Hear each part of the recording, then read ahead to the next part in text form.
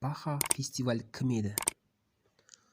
Қылмыс әлемінде Баха фестиваль деген лақап атпен танымал Бақыткелді Баясов кім? Қай жердің тумасы? Баха фестиваль жайлы жұрт нені біледі, нені білмейді? 1990 жылдардың басында Қазақстанда алматылық Баха фестивальдің дәурені жүрді. Бұл жігіт көпшіліктің есінде аса қатыгездігімен қалды.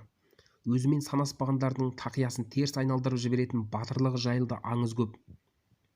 Ол алматылық бауырларын ашса алақанында, жұмса жұдырығында ұстады.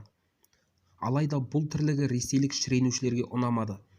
Ешкімнің алдында тізерлемеген Баха фестиваль небір мықты сымақтарды орнына қойды. Ол 1993 жылы жанындағы 4 көмекшісімен бірге көз жұмды.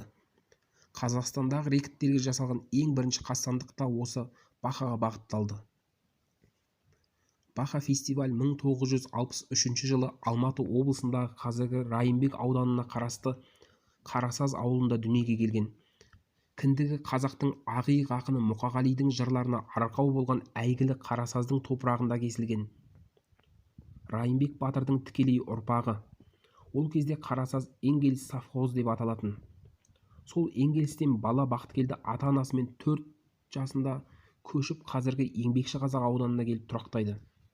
Бақыткелді 17 жасында мектепті тәмамдап, қазіргі Тұрар Рысқұлов атындағы жаңа экономикалық университетке, яғни нархозға оқуға түсті. Бірінші курсында әскер қатарына шақырылып, борышын өтеу үшін Ауғанстанға аттанды. 1981 жылы алғашқы лекпен Ауғанстандағы соғысқа қатысады. Бақыткелдінің батыр болып қалыптасуына соғыстың ықпалы зор болды. Қылмыс әлемінің серкесіне айналуына да сол Ауғанстанда көрген тағдыры әсер етсе керек. Өзгелер бейбіт өмір сүріп жатқан кезде ол Ауғанстанда қан кешіп жүрді. Мұның бәрі Бақыттың санасына әсер еткен. Ауғанстаннан келе салып Бақыткелді қайтадан оқуына қабылданды. Бірақ түрлі жағдайларға байланысты оқуын бітіре алмай, баспаханада жұмыс істеп көрді. Сөйтіп жүргенде одақ ыдырап, жат жұрттықтар елімізде тайраңдай бастады. Сол тұста қазақтың жүректі жігіттері саясат сахнасына көтерілді. Бақыткелдінің ағасы Амангелді Баясов інісі жайлы сұхбат бергенде көп азаматтарға көмек қолын созды. Күштілердің бәрі Бақыттан ығатын. Оның жаны әділдікті қалайтын, тәртіпті жақсы көретін, айтқанын орындайтын және орындатқызатын. Мұның бәрі өнер. Бір ғана мысал, Бақыткелді Өскемендегі шешендер мен қазақтар арасындағы түйткілді мәселені шешті. Осы оқиғадан кейін оның абыройы қатты өсті деп жазыпты. Рас, сол тұста Бақыткелдінің абыройы қатты асқақтады. Грозныйдан қылмыс әлемінің жігіттері келіп Бақытқа: "Алматы бай қала екен, осы бай қаладан бізге жұмыс істейтін бір аудан бер" деп өтініш айтады. Олар өте үлкен дайындықпен келіпті міс. Жоқ деп айтса атыс болып, көп адамның өміріне қауіп төнеді. Я дейін десе, Қазақстандағы барлық мәселені өзіміз шешеміз деген қағидасына қарсы болады.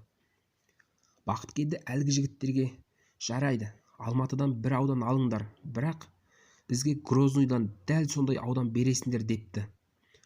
Осы сөзден кейін астамсыған жат жұрттықтар не дерлерін білмей сасып қалады. Бақыткелдінің осы бір сөзі қанатты сөзге айналып кетеді. Бақыткелді 1993 жылы 7 қазанда Алматыдағы Жандосов көшесінің бойында орналасқан номер 12 емханада көз жұмды. Қастандық Кеңсай жақтағы Асқар деген досының үйінде жасалған. Амал не? Ауыр жараланған Бақыткелді 11 қазан күні, яғни 30 жасқа толған туған күнінде жер қойнына тапсырылды. Баха фестиваль қайтыс боларынан бір жыл бұрын достарына мешіт салу туралы ойын айтқан.